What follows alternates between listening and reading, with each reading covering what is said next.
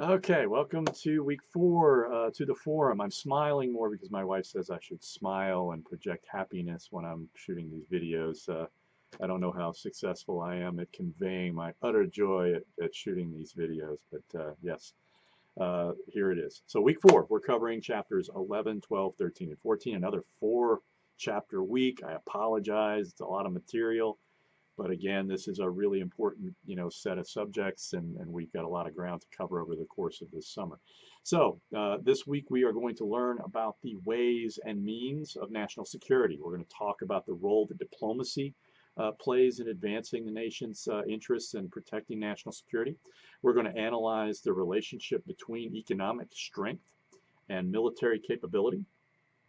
We're going to evaluate the role the military plays in national security, and then we're going to discuss the evolving role of conventional warfare in national security. So there are some really important concepts and a lot of paired concepts this week, right?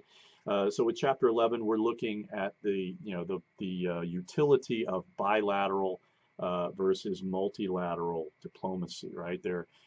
Diplomacy has a number of tools in the toolkit. For example, the Iran nuclear deal was clearly an example of multilateral diplomacy. Um, and they work, better. And, in some instances, bilateral diplomacy may recommend itself, whereas in other instances, multilateral diplomacy might work better. A lot of times we just do a lot of nation to nation, interactions. Uh, and again, the idea is that multilateral diplomacy, when it works, can be really dramatic and can work serious change. Nation to nation diplomacy oftentimes makes the most sense when you're pursuing more narrowly self-interested kinds of issues. You're trying to find those win-win scenarios between the United States and Colombia. You also have the idea of hard power versus soft power, and there's clearly a direct, connection. The more militarily powerful you are, potentially, that can actually work to the detriment of your soft power. And I think one thing that's happened in the United States, a lot of foreign policy scholars have commented on sort of the erosion of American soft power. And the reason for that, again, is largely um, this idea that we're relying too much on coercion to try and influence people in the world. And the more citizens of different countries perceive the United States as leaning on their country, the less they're going to be you know, admirers of the United States and the American way. So, we should recognize that, working levers of power and over reliance on, either military or economic coercion, comes at a cost, and we need to be aware of that. We also need to recognize the idea that diplomacy is oftentimes a two-level game. There's the way we're behaving diplomatically in the world, and then there is what our diplomacy, how our diplomacy is perceived back home. One of the things that happened with with the Iran nuclear deal was, the clear perception among conservatives that it was a bad deal, which empowered Donald Trump to back out of it.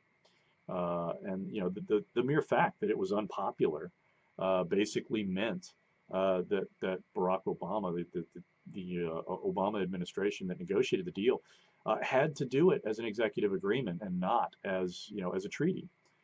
Had they been able to win over Republicans, they could have said it as a treaty, and Donald Trump would not have had the ability to easily break that deal.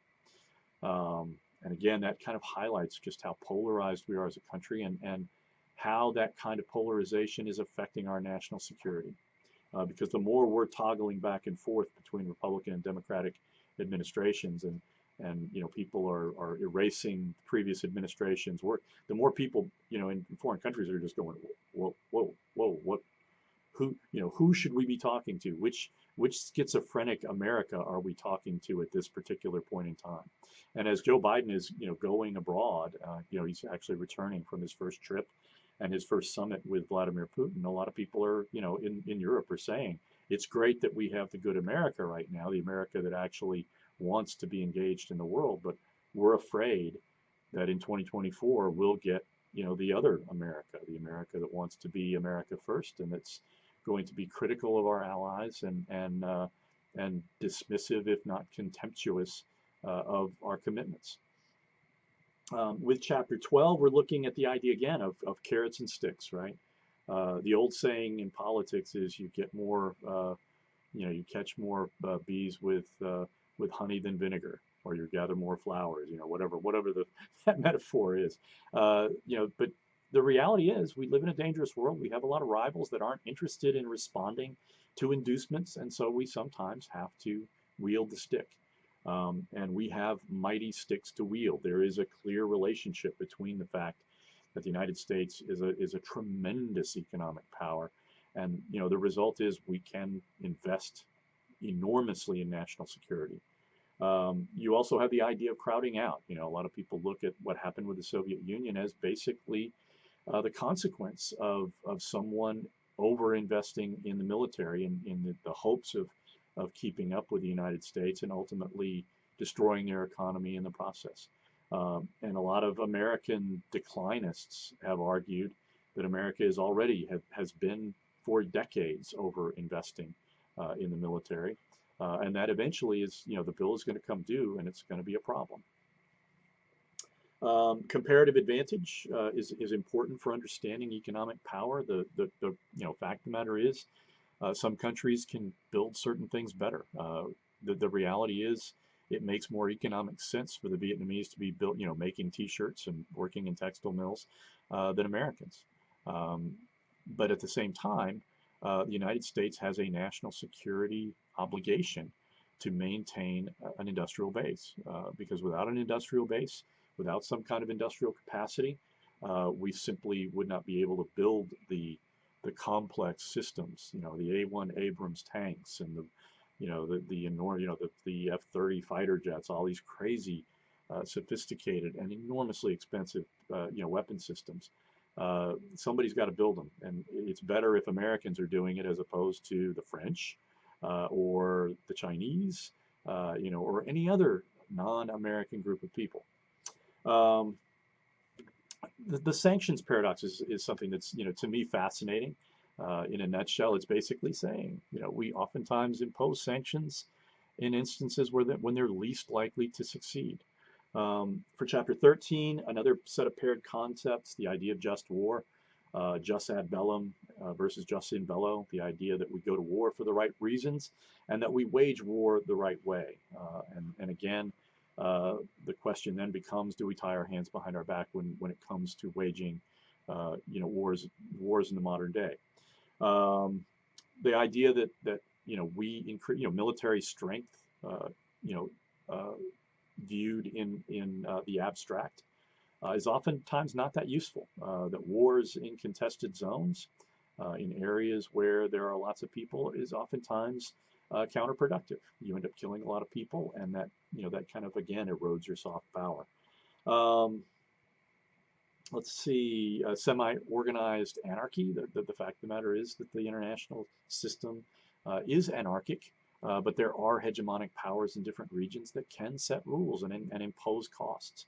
And then you've got the idea of the Weinberger doctrine that I think is important to in discussing chapter 13, which sets up a very elaborate 6 criteria framework for when the United States should go to war. And the question can be asked, if all the conditions of the Weinberger doctrine have to be met, how often is the United States going to use military force? The answer obviously is very, very rarely, and that's probably not a bad thing. Finally, chapter 14, the idea of conventional warfare. The reality is the United States, as a super duper power, has incredible capacity to project violence, and everybody knows it. And so not everyone is trying to outdo us tank for tank, gun for gun, plane for plane. The Chinese have adopted this idea of anti-access area denial capabilities, and that's what they're doing in the South China Sea. They're effectively saying, if we do decide to go into Taiwan, we are going to inflict an enormously high cost on the 7th Fleet to go in and interdict our, what we're doing. And so the reality is our ability to simply send, large ships into the South China Sea is increasingly becoming more and more likely to be costly if we choose to do that in a war-making posture. So for questions, for Chapter 11, what are the ethical considerations surrounding the use of information as an instrument of power. Do we really want the government to be manipulating information? That's the scary thing. That's what is, really revolving around a lot of our problems. That a lot of people think that the military and the media are, in fact, manipulating information. For Chapter 12, should the United States establish best practices for applying economic power? We do have enormous capabilities. Should we be establishing ethical, considerations for that? Chapter 13, what did Clausewitz mean when he said war is merely the continuation of politics by other means? I know they have a different quote. I prefer that one. Does that kind of violate the American perception of warfare? And finally, assess the emergence of a likely peer competitor to the United States in the near term, a competitor that would be inclined to engage with us in conventional warfare. That's all for this week. Let's have a great time.